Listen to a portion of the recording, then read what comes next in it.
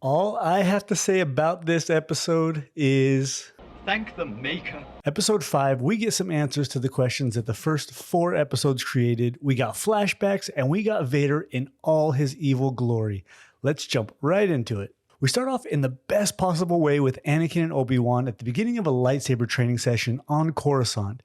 And it's an Attack of the Clones timeline flashback, or just before it, with Anakin's short hair and Padawan braid and a modified version of Obi-Wan's sweet mullet. They clash and it cuts to Vader. Now we'll find out later on that these flashbacks are perfectly woven into the present day, and we'll dive into that as we get into the episode. So Reva walks in and tells Vader that they've tracked Obi-Wan to Jabim, and as a reward, or what seems as a reward, Vader grants her the title of Grand Inquisitor. We see on Jabim the thief with the heart of gold, our friend Haja, and they have to get the refugees out of there because of an old trade route they use to rescue Leia has a window that's closing. Vader and Reva are on their way and they get Lola to seal the refugees in their facility by sabotaging the controls with the overhead bay doors. Obi-Wan also finds a box of lightsabers that could be from either fallen Jedi or Padawans, but it might also be from Jedi who, when they get to Jabim, they give up any evidence of being in the Jedi Order when they accept their new identities. They realize now that they're trapped and that Vader has tracked them. Obi-Wan knows that Vader is going to attack. Then we get this flashback that ties this together. Anakin and Obi-Wan are sparring back on Coruscant, but this time it's Obi-Wan's perspective of the same lightsaber session.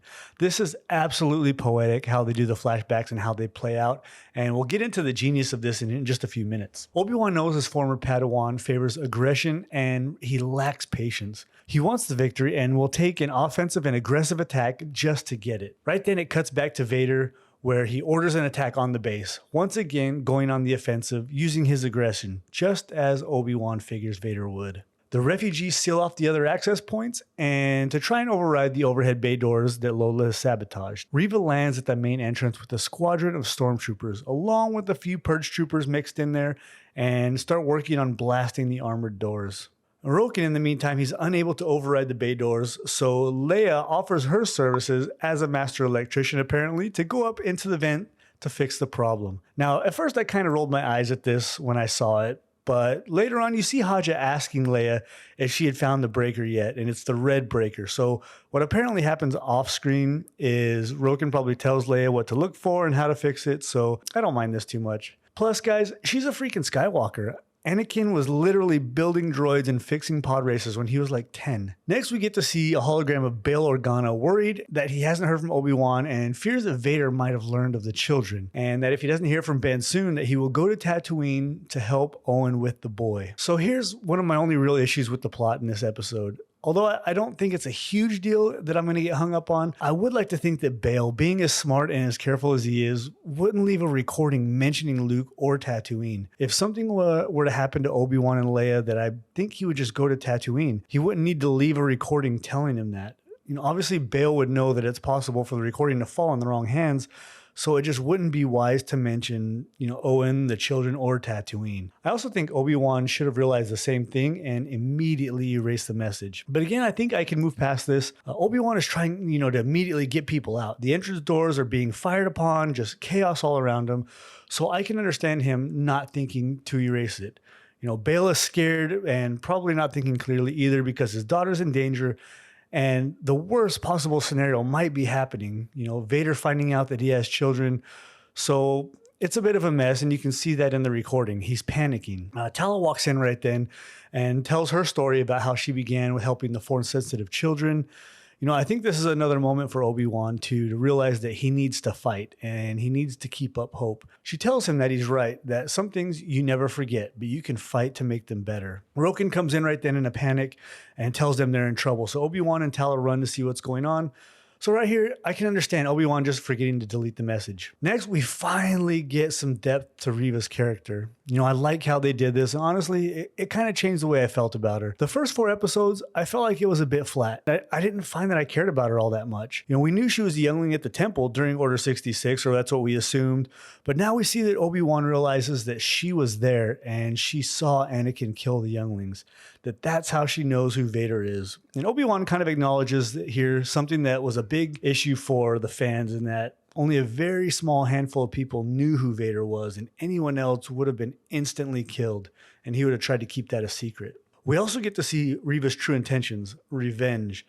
She wants to kill Vader for what he did to her and her friends. And we'll get to what I actually think happened to Reva here in a minute during Order 66 at the end of the episode. She hid among the dead younglings and was able to escape. Now, I think they are using the Force here to communicate through that door because they're not actually talking that low to each other. They're both almost at a whisper. And those are some pretty thick Durasteel doors. So I think Obi-Wan can kind of sense what's going on and what she went through and her memories of that day. Now, when she tells Obi-Wan that she hid with the bodies, man, the look on his face was so painful. Like, he understood how devastating that must have been for her. One of the things I think Star Wars does really well is create tragic characters. And we get this with Reva now. I think the writers did a great job in honoring that concept. You know, Vader is one of the greatest villains of all time, but he's equally as tragic. Seeing how and why he became so evil makes him so compelling.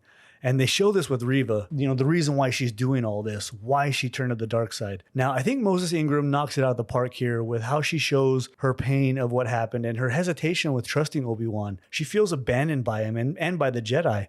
They couldn't protect her then. She had to survive all on her own. Now, this whole exchange, I feel, is so good and so emotional. This really made me feel sadness and understanding for Reva for the first time in the series. You know, it's a similar arc to Trilla, the second sister from the Fallen Order. Now, the Imperials finally get into the base and they start to fire on the refugees. And here's another subtle thing that I realized. Obi-Wan force pushes Reva back right away, then grabs his lightsaber.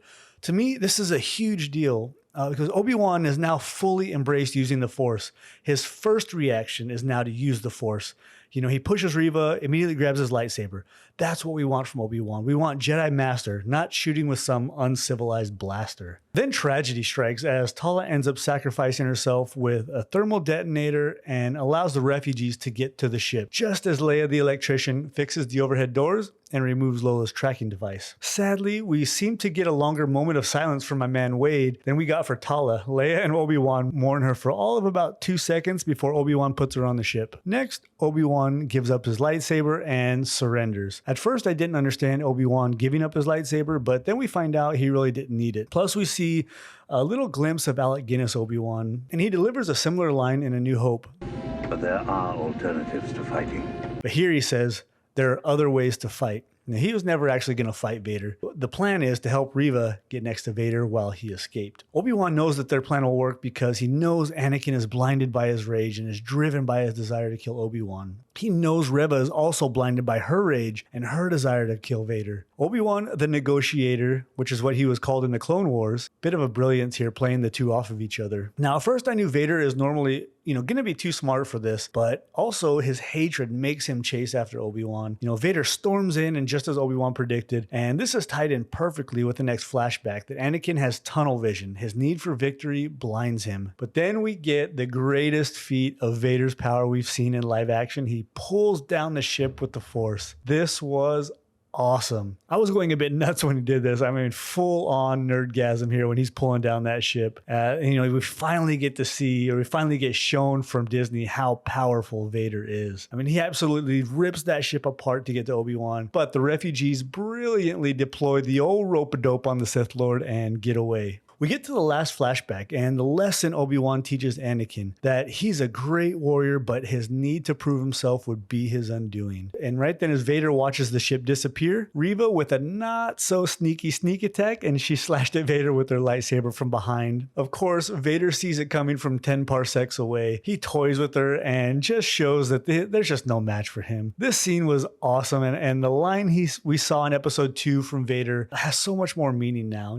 I've been watching you, third sister. I know what it is you seek. He's known who she is and what she's after the entire time. It's absolutely brilliant. And he just essentially uses her for his purposes, knowing what her real motivations are, which is pretty awesome. Vader then, of course, stabs her right in the stomach, just as you see in Order 66 in her flashback. Then the Grand Inquisitor comes in, shocking, tells her that they're going to leave her in the gutter where they found her. With a brand new hole in her stomach, she reaches over and sees the communication device and finds the recording of Bail Organa that was dropped by Haja as they escape. All right, guys, what an episode. So I think that the flashbacks and tying them into the current events was absolutely brilliant and poetic. The entire time we're thinking Obi-Wan knows his former Padawan's motivations, his habits, his need to prove himself plays out just the same. And I also love that we get to see Vader's full power pulling down that ship. It also solidifies Vader as the most terrifying and brutal villain we've ever seen. Let's talk about the ending in Reva. After a bit of thinking and rewatching, I'm going to say that she was stabbed in the stomach by Anakin at the temple during Order 66, and she survived. Just from the perspective they showed early on, he kills her friends and she plays dead, hiding with the other younglings' bodies. It's really the only explanation. Then as Vader is stabbing her again, she is reliving the scene because it's playing out exactly as it did on that day in the temple. Plus the Grand Inquisitor comes in and he kind of taunts her, saying that revenge does wonders for the will to live. Don't you think? So to me, this implies that what kept her alive after Order 66. This episode answers a lot of questions and ties up some of the issues that we've had from the first 4 episodes. We see Obi-Wan fully embrace the Force. We see Reva's purpose and her motives. I think it's done brilliantly for the most part. Here is where I have to admit I was kind of wrong about the show. I, like a lot of people, was somewhat judging it after episode 1 and episode 2 and episode 3. Not practicing the one thing that Obi-Wan taught Anakin, patience. It needs to play out. I was really enjoying the show as a whole, but I found myself saying things didn't make sense or it broke canon. But it's a 6-part series. The story needs to play out, and when dramatic events and revelations are delayed, it has a much more effective impact on the audience. And once again, Kenobi teaches us patience. Now, the questions we have left for the last episode is Leia's deep connection with Obi-Wan at this point, which kind of conflicts a bit with her message to Obi-Wan, or at least the tone of the message in A New Hope. And we also have what Kathleen Kennedy calls the rematch of the century with Vader and Obi-Wan. We also have the Empire knowing about Bail Organa's connection with Obi-Wan, and that Reva knows about the children. Now, I'm really looking forward to the last episode and how all this plays out. So let me know what you think of the episode down in the comments. And for those of you still here, yes, this is my very first video on the channel. And I have another video planned for tomorrow, as well as lots of videos coming next week. So if you want to see more, make sure to hit that subscribe button, and I'll see you in the next video. May the Force be with you.